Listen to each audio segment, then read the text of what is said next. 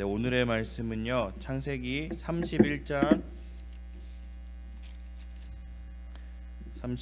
1에서 16절까지의 말씀입니다. 창세기 31장 1에서 16절까지의 말씀을 함께 보겠습니다. 제 31장.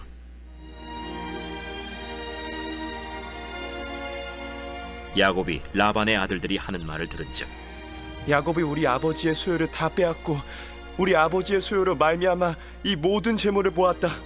야곱이 라반의 안색을 본즉 자기에게 대하여 전과 같이 아니하더라. 여호와께서 야곱에게 이르시되 네 조상의 땅, 네 족속에게로 돌아가라. 내가 너와 함께 있으리라. 야곱이 사람을 보내어 라헬과 레아를 자기 양떼가 있는 들로 불러다가 내가 그대들의 아버지의 안색을 본즉 내게 대하여 전과 같지 아니하도다. 그러할지라도 내 아버지의 하나님은 나와 함께 계셨느니라. 그대들도 알거니와 내가 힘을 다하여 그대들의 아버지를 섬겼거늘 그대들의 아버지가 나를 속여 품삯을 10번이나 변경하였느니라.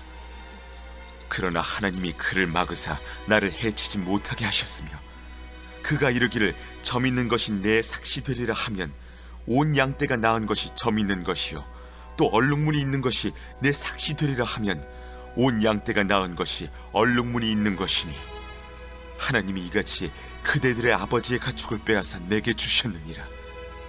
그 양떼가 새끼 뵐 때에 내가 꿈에 눈을 들어보니 양떼를 탄 순양은 다 얼룩무늬 있는 것과 점 있는 것과 아롱진 것이었더라. 꿈에 하나님의 사자가 내게 말씀하시기를 야곱아 하기로 내가 대답하기를 여기 있나이다 하매 이르시되 내 눈을 들어보라. 양떼를 탄 순양은 다 얼룩무늬 있는 것, 점 있는 것과 아롱진 것이니라. 라반이 내게 행한 모든 것을 내가 보았노라. 나는 베델의 하나님이라. 내가 거기서 기둥에 기름을 붓고 거기서 내게 선하였으니 지금 일어나 이곳을 떠나서 내 출생지로 돌아가라 하셨느니라.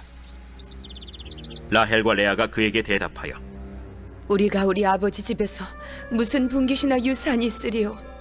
아버지가 우리를 팔고 우리의 돈을 다 먹어버렸으니 아버지가 우리를 외국인처럼 여기는 것이 아닌가? 하나님이 우리 아버지에게서 취하여 가신 재물은 우리와 우리 자식의 것이니 이제 하나님이 당신에게 이르신 일을 다 준행하라. 아멘. 네. 네, 가을이 되면은요 철새들이 수천 킬로를 날아와 따뜻한 남쪽 나라로 이동을 합니다. 누구도 그들에게 떠나라고 움직이라고 말해주지 않습니다. 그러나 그 새들은 때가 되면 그 본능에 따라 움직입니다. 그 본능은 단순한 감정이나 감정이 아니라 생존을 위한 방향이요. 그 새들을 만든 그 창조주의 심어진 이제 생명의 나침판입니다. 어제 이어서 오늘 내일 계속해서 야곱의 이야기를 이어 나가는데요.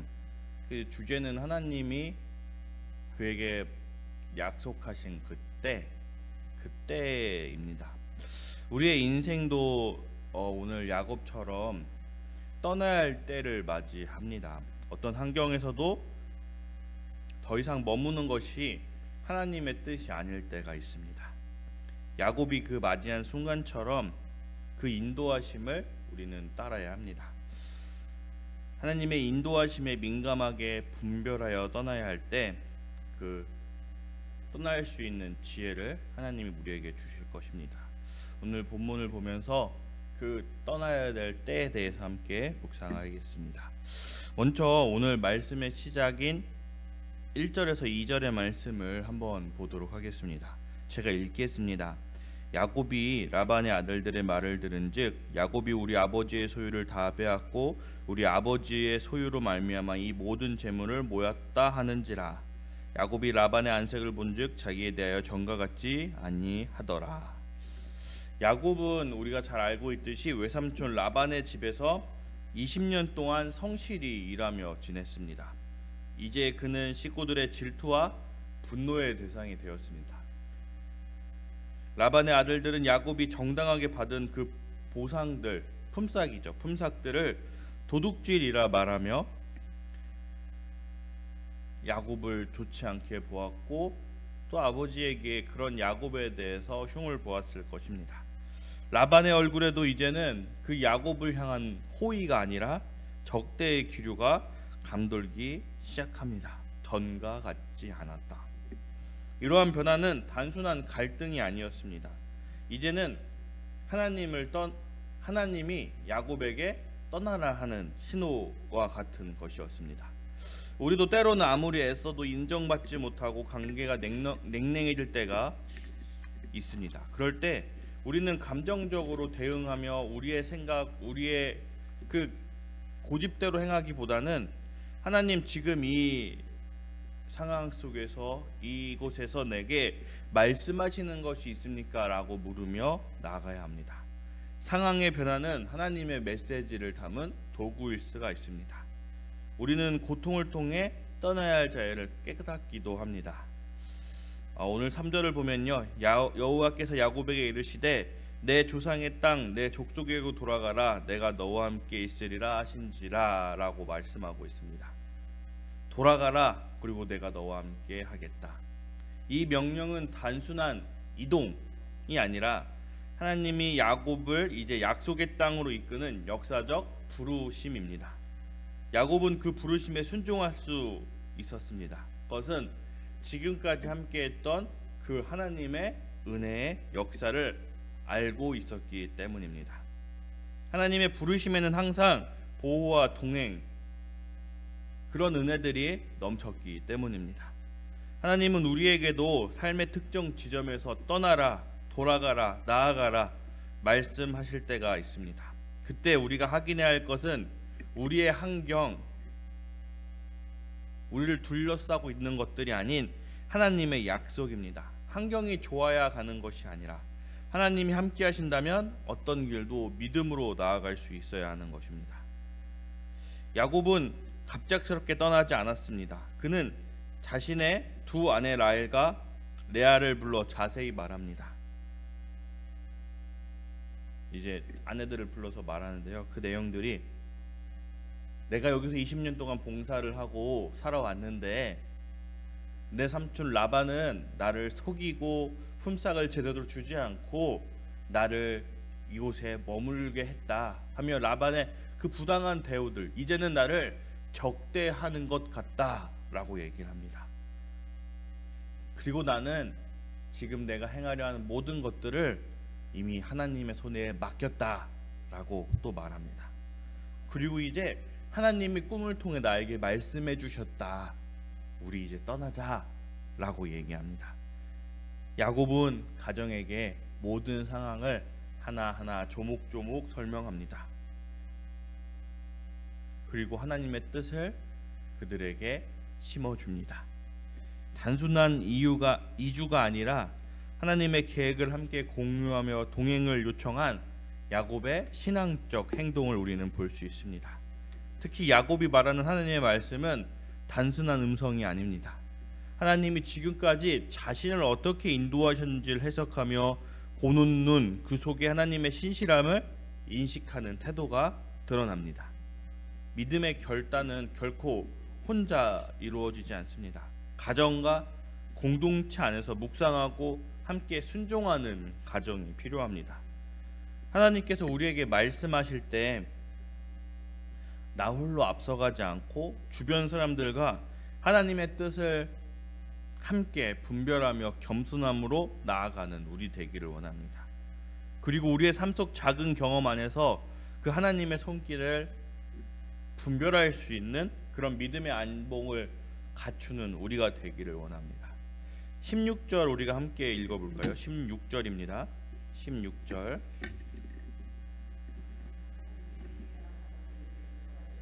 재물은 우리와 우리 자식의 것이니 이제 하나님이 당신에게 이르신 일을 다 준행하라. 아멘. 네, 야곱이 가족에게 그 모든 것을 설명하였고 하나님의 뜻을 이야기하였습니다. 그리고 그 대답은 16절에서 나오고 있습니다. 야곱의 믿음은 아내들에게도 전달됐습니다. 그들은 아버지 라반의 그 불의함을 보았고 하나님의 정의로움 속에서 자신들도 야곱과 함께 떠날 때임을 알고 준비를 하고 있었습니다. 여기서 중요한 건 단지 동의가 아니라 하나님의 말씀에 대해 확신하여 결단하는 모습들입니다. 하나님이 우리 아버지에게서 뺏으신 재물은 우리와 우리의 자식 것이니 하나님이 당신에게 이르신 것을 다 행하라. 네, 인간적 결단이 아니라 하나님이 우리에게 하신 것이니 우리가 하나님의 뜻대로 행하자라는 것이었습니다.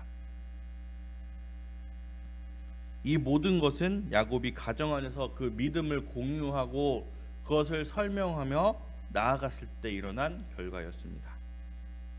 믿음은 전염됩니다. 우리가 흔히 믿음의 가정 하잖아요.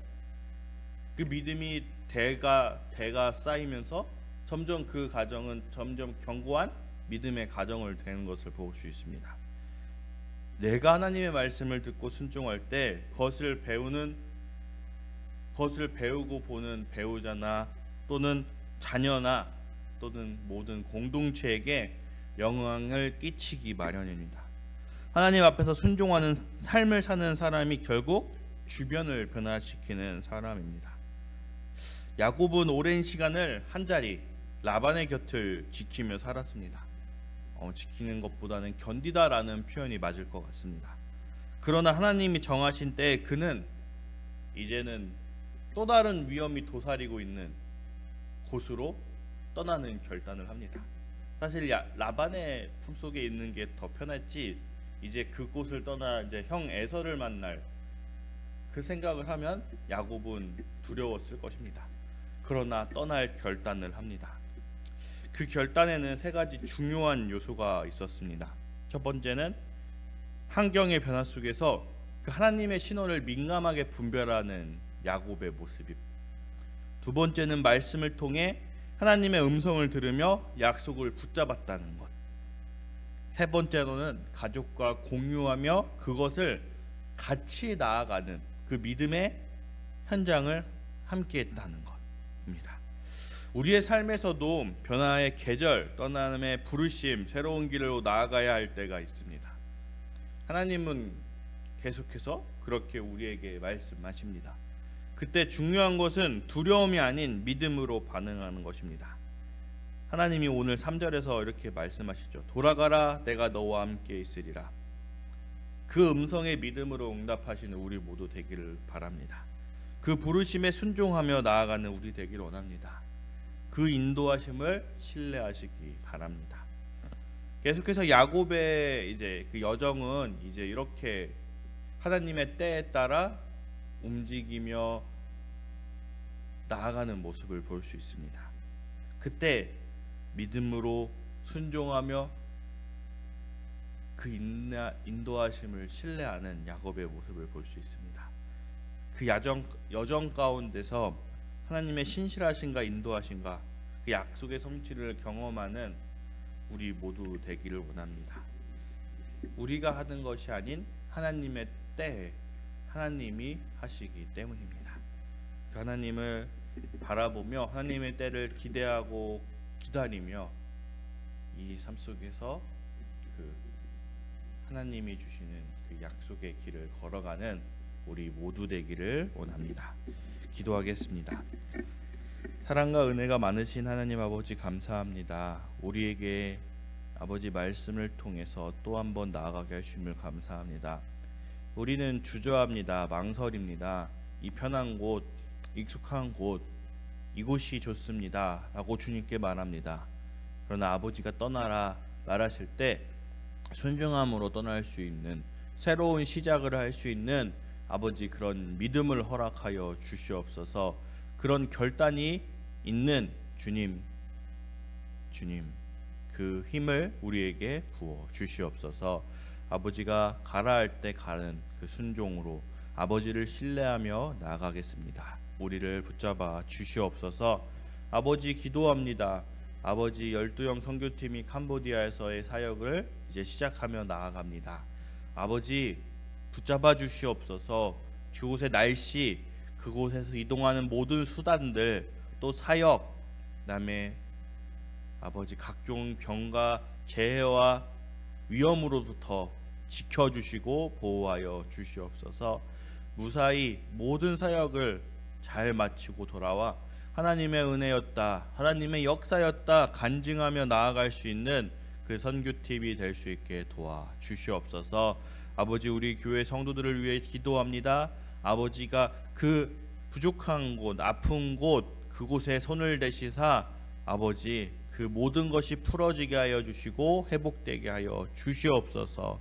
감사합니다. 예수 그리스도의 이름으로 기도하였습니다. 아멘.